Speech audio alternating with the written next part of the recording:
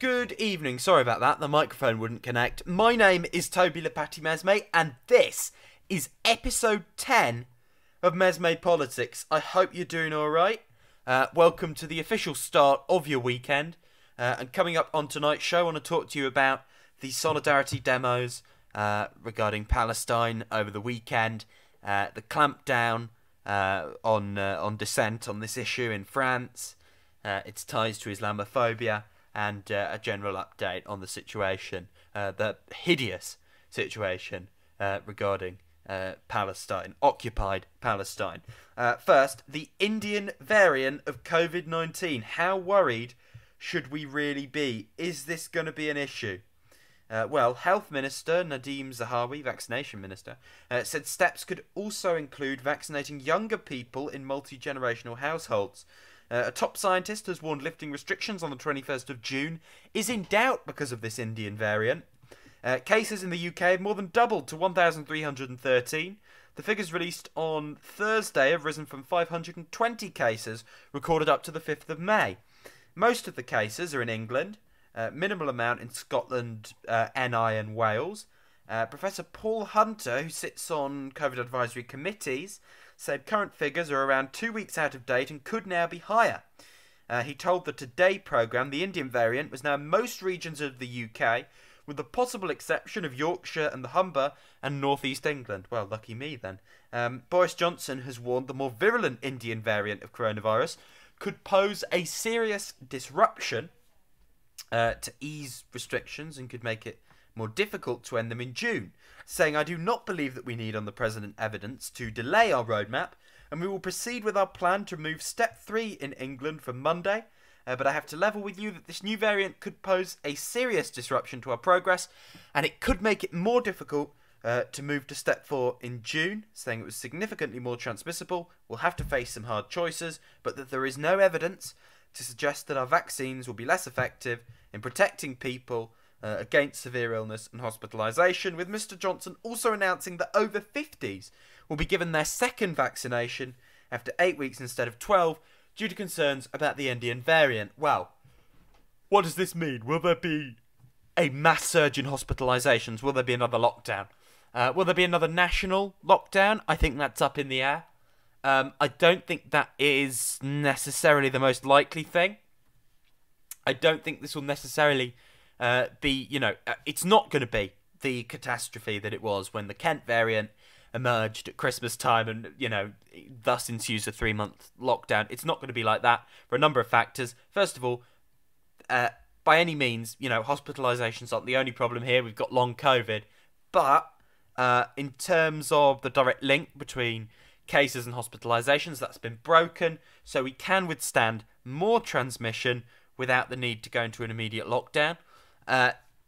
The idea is to keep the virus, this seems to be the government's strategy, is to keep the virus at a manageable level in society. The biggest blunder they've made is not acting quicker on the borders, right? For all their horrendous rhetoric about, asylum seekers, they won't, the only time it's a medical imperative to close down the borders, they've let this virus come in like this. And it's landed us in the situation that does, yes, put our unlocking in June in jeopardy, our unlocking. It really does. And I think I think that is, putting the 21st of June at risk because you're too cowardly and you won't,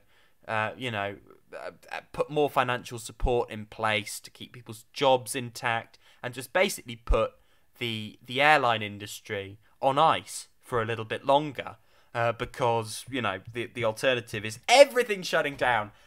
Oh no, the economic meltdown of keeping airports closed. Fine, I understand there are lots of jobs here, but, and that's before we get into environmental discussions, fine, but you do realise the amount of jobs we're going to lose if we have to go into another lockdown, which, has been made imminently more likely by the government's dawdling. We've really got to hope they're going to learn the lessons. They clearly haven't by letting this happen. But hopefully from here, they actually take action. I don't think local lockdowns are a good idea. I think local lockdowns are quite divisive, and I don't think they're necessarily the most effective way to crack down. Very, micro lockdowns potentially, of course. I think, first and foremost, we need surge testing. And I actually do think we need to prioritise vaccination in these specific areas. We need to try and trample this out. We need to get rid of it. That has to be the overarching goal as we embark through this situation. Could go a number of ways. It may be okay. We'll obviously find out. We have to wait and see. It all depends on how much more transmissible it is and how it interacts with the vaccine. On the vaccine front, we may be okay. If it's much more transmissible, we could be in trouble. There are some models saying really dire things on this. I don't think this is panic stations in the way it was in December. I don't even necessarily think it'll lead to another national lockdown. However, it is a spanner in the works. It may be a very minor disruption, or it may be a bigger problem. We will have to wait and see. But I think the one thing that we can be sure on is it won't be as disastrous as the Kent variant, because we've had an excellent vaccine rollout. Now, the Paris police on Thursday issued an order banning a Palestinian solidarity demonstration planned for Saturday in the French capital, as weekend pro-Palestinian rallies were being carried out across the world following Israel's latest deadly offence on the Gaza Strip. I'll be out in Leeds tomorrow at 2 p.m. at Briggate for a solidarity demo in solidarity with the Palestinian people and the occupation and the oppression that they are facing down. In France, this is on top of basically a government crackdown on Muslims and talk of Islamo-leftism, which is a trope, a really pernicious Islamophobic trope, much like the anti-Semitic trope that somehow, on the far right, there's this trope that there are sort of left-wing Jews pulling the strings all around the world. It's similar, but in an Islamophobic guise, and that it's, there are these sort of radical cultural disruptors in the Muslim world subverting French society. Really, really pernicious, right? Completely in line with the far right. And that is the context in which they're doing this. Pro-Palestinian demonstrations are an opportunity for Muslims, French Muslims, to talk, to show their strength, to show their solidarity. And what this does, it's that and it's progressive forces, both things Macron views as a threat. So in the country of Marine Le Pen and Macron, this is what we see. It is steeped in the context of a deep, pernicious cycle of Islamophobic policy making. And finally, just some details of what's going on. Really grim, truly grim. Al Jazeera, I've got something from The Guardian, I've got something from Al Jazeera, so, balanced, of course. Israeli security forces have killed 10 Palestinians across the occupied West Bank as multiple protests erupted amid growing anger over Israel's intensifying aerial bombardment in Gaza and threat of forced expulsion of Palestinians from their homes in East Jerusalem. That's a little bit out of date now. Some of the latest, this is from yesterday, this is from The Guardian. Casualties are really piling up now, by the way, really piling up. It is, to put it in context, people in the occupied territories have been framing this as the worst violence they've seen in their lifetimes, 20, 30 years. And one of the best things is we are seeing resistance from Palestinians inside and outside the settler colonial state of Israel. And we are seeing people speaking up. And it does look like maybe the Israeli forces will be overwhelmed, be forced to back down, or indeed some form of pressure can be exacted. That's what we, of course, hope for.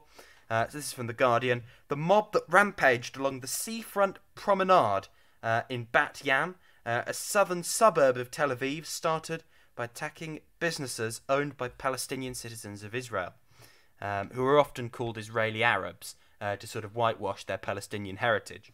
The young far-right Jews, some dressed in black and chanting "Death to Arabs," had gathered after a call-out on social media that explicitly threatened violence. After smashing the window of an Israeli Arab-owned ice cream parlour frequented by both communities, they turned their attention to a passing motorist they had identified as an Israeli Arab, dragging him from his car and beating him savagely before leaving him to line the road for 15 minutes until the police arrived. We also see, this is in the context, back in 2014, Israelis sat up deck chairs and watched the bombings of Gaza, a really sort of sickening dehumanization of Arabs, Muslims, Palestinians in Israeli society. And Israeli society is perfectly happy to watch ethnic cleansing and war crimes be committed in their name. It's extremely worrying. It goes into deep indoctrination in terms of education that Muslims, Palestinians are terrorists. They are dangerous. They are a threat. They should be dehumanized. It goes very deep. And it is a really long-term issue. And of course, Israel is a settler colonial state. Of course, we're not seeing the condemnation from the international community. Of course, we're seeing double standards. And of course, this is being framed as a dispute or a conflict, a sectarian affair. It's not. It is an occupier, and it is the occupied. The occupied fight back, and they're called the aggressors, and they're called terrorists. Meanwhile, when the occupier rains down from the heavens with these attacks, they're told they're defending themselves. When all the Palestinians have homemade rockets, right? Homemade missiles that nowhere match the US-backed mass state-of-the-art force of the Israeli military, the killing machine of the Israeli military and the IDF. Anyway, that is it from me today. I hope to see you at one of the Solidarity demos over the weekend. Solidarity, Free Palestine. And I'll see you tomorrow night, same time, same place. Good night.